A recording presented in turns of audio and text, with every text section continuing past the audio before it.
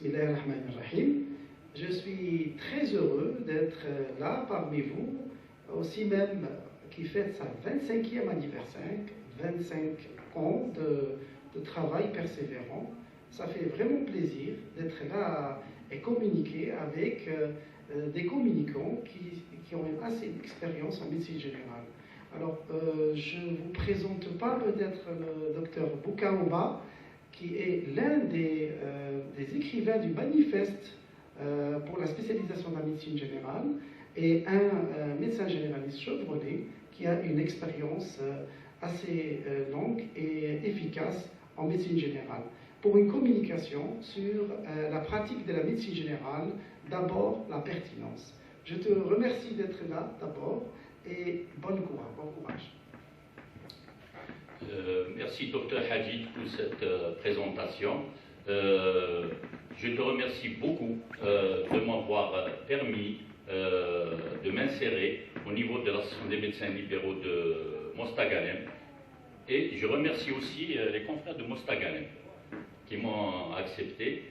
Bon, aujourd'hui je suis venu et je remercie aussi les organisateurs du CIMEM qui ont mis à notre disposition tous les moyens possibles.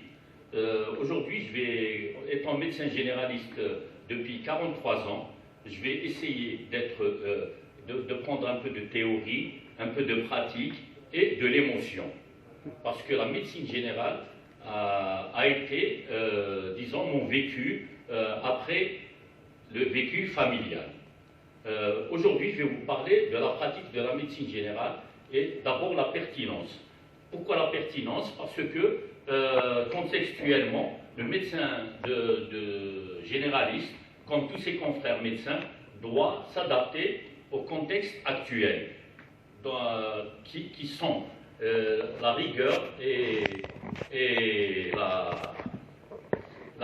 et l'épreuve scientifique, c'est la médecine d'épreuve, et en même temps s'adapter aux contraintes budgétaires que vit l'Algérie et le monde en ce moment. Donc j'ai appelé la communication, la pratique de médecine générale, d'abord la pertinence. Alors le constat de la situation actuelle du médecin généraliste, l'état de fait.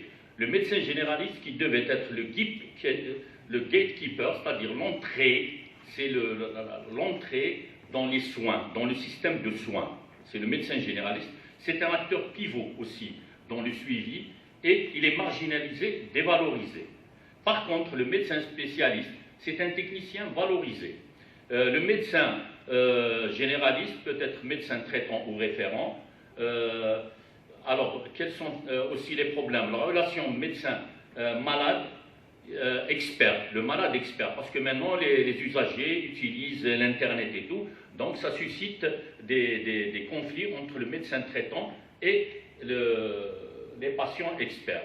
Donc c'est des conflictuels et les bénéfiques aussi des fois, parce qu'on commence à parler le même langage avec le malade expert,